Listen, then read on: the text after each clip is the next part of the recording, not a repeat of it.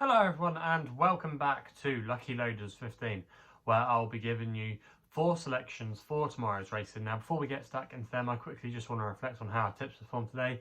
In the end it was a little bit of a frustrating day. Our best selection was my Nap Nordano, who was able to give us some each way profit, advertised at 10 to 1 each way last night as my Nap of the day. He ran a perfectly respectable race. I thought Jamie Moore gave him a cracking ride from the front. He never gave up on him. And in the end, he was just caught close home by Go Steady, who did make a mistake at the last. And I just thought Nordano there just might have had the momentum, but unfortunately, he was just caught late home. And in the end, we could only get the each-way return. The other 2 selections were fairly disappointing. Earth Business, however, my next bestie, was quite well backed. We advertised him at 6 to 1 last night, and he ended off going a strong second favourite. But in the end, he just got outpaced going up the home straight. So yeah, that was disappointing there, as he could only finish in third. And then my other tip, Local Link, was going okay for the majority of the race, but then when they went down the back straight on the second circuit, was just starting to find life a little bit tough, and in the end faded away as they turned into the home straight. So ultimately it wasn't our best day today, but fingers crossed we can bounce back tomorrow and have some winners for you. So let's get into it then. 4 selections for tomorrow's racing, and we're going to be going to Sedgefield for the first one of them, where we go to the 12:35 of my Nap called Desaray Girl. This horse is trained by Mickey Hammond, and Emma Smith-Chaston is booked for the ride, claiming a handy £7 at the current time recording. This horse was available at 5 to 1, and I'm going to recommend the dirty each way here of a 1 point each way selection. You can get extra places with SkyBet, Paddy Power, and Betfair at 5 to 1. So that means if you finish in the first 4, you at least get your money back. But I think this Desaray Girl has a really strong chance in this race tomorrow. Now, last time we saw her, I thought she shaped with some promise and ran better than the bare form suggests when she finished 5th at Wetherby in quite a decent race. That was a Class 3 handicap, and if you actually look at the form of the race, it's worked out quite well already, because the horse that won that race, Earl of the Cotswolds, was a good winner at Newbury in a decent handicap at the weekend. And then also as well, the 7th place horse, Wee Bill, hacked up in a cellar today at Leicester. So the form has got a good form line to it. That was against Geldings as well, and she's going to be taking on mares again, taking on her own sex. So arguably this is a lot easier for her tomorrow. She was dropped as well down to a mark of 111, which I think's very workable. And I think if she runs anywhere near that Wetherby form, she'll take all the beating in this race. Now she does have to carry the top weight,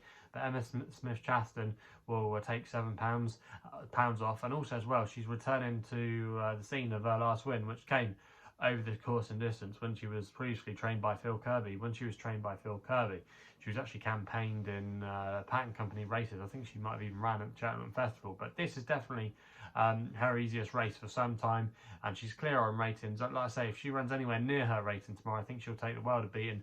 Mickey Hammond's yard are having winners as well. So yeah, a few things in this horse's favour tomorrow, and I just think at 5 to 1 there, I think she's a really backable price, especially each way, and that's why I'm going to recommend her as my Nap of the day. We then stay at we then go to Exeter, I should say, for my extra tips there, and with the jumping, we go to the 240, and I thought L'Air Devant for Brendan Powell and Brendan Tizard wasn't a bad option here. Currently available at 11 to 2. Going to recommend the each way here with a 0.5 each way selection.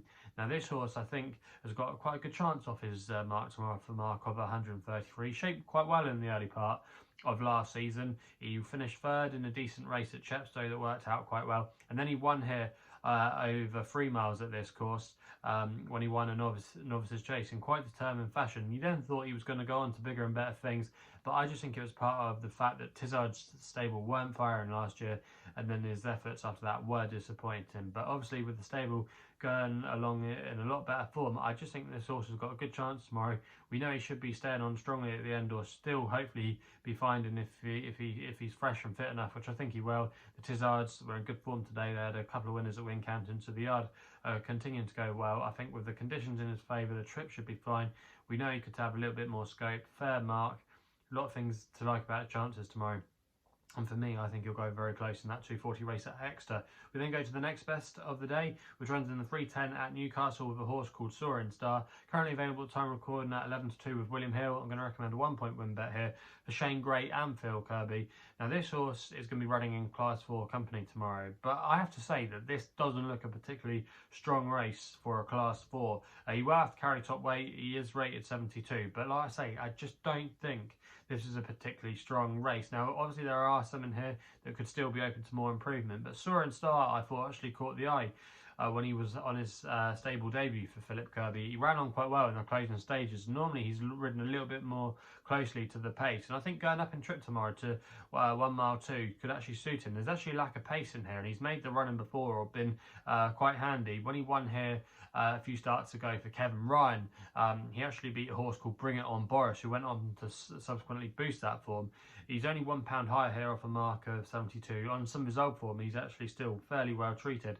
If he does get a good time of things on the front end tomorrow, I think he's got a good claims in this race. Shane Grain as well knows this horse quite well, and I just thought he was a little bit overlooked here. And if he does get an easy uncontested lead, I think he just might have too much here, and I think he can definitely take advantage of a good opportunity. So that's why he's going to be my next best of the day. I'm quite sweet on his chances to run a big race. We then go to Sandown for my long shot of the day in the 3:35, the last race on the card there. I thought the Cobb here was interesting, and he's going to be my long shot of the day for Daryl Jacob and Ben Paulin, currently available at 10 to 1, 5 places on offer with SkyBet. Going to recommend a 0.5 each way selection here. Now, this horse did progress very well over timber last year, including when he won a Grade 2 at Doncaster. I just think that left a little bit of a mark on him, as he didn't really lay a glove on anything when he was supplemented for the Albert Bartlett, but that was obviously a warm race. He's now making a seasonal reappearance back into handicap company. He's got a mark of 136, which I think is fairly workable, and you're going to need to stay to be up in the forefront of this race. I just think there's quite a few in here that have got stamina doubts, with the likes of Al Dancer. There's a couple of others as well that I could mention, William Henry. There's a few at the top of the bet, and I'm just not sure if they're going to stay, and especially at Sandown when it's a grueling finish. I think this track will suit the Cobb, especially when he won that race at Doncaster. He was still finding when others weren't, so I think he'll be suited by this stamina. 136 is fair. He goes well fresh as well. He won first time out last year at Haydock. The ground should be fine. They're expecting a bit more rain, so if it does soften up, that will definitely suit to his strength. He's actually been meant to go out at Newbury a couple of times this season, the Cobb, over fences, but it's interesting they're coming back over hurdles and not going over fences. They obviously think he might have a bit of scope to land a decent part off his current hurdle mark, and I just think, like I say, the mark of 136 there, I think he's got a good each way chance in this race tomorrow. He brings a bit of class to the race, and for me, I think he's been a little bit overlooked, and it'd be interesting to see how the market reacts to him tomorrow. So that's why he's going to be my long shot of the day. So they're the 4 selections for tomorrow's racing. If you're still enjoying these videos, remember to hit the subscribe button, hit the thumbs up button too. Let me know in the comments box below what you'll be back in tomorrow. If you want to follow me on social media, Twitter is the place to do so, where my handle is @LuckyLoader15. And if you want to find out a little bit more about myself, my website is www.chrisloaderracing.co.uk. So please gamble responsibly. Hopefully we can have some winners for you tomorrow, and we'll be seeing you soon.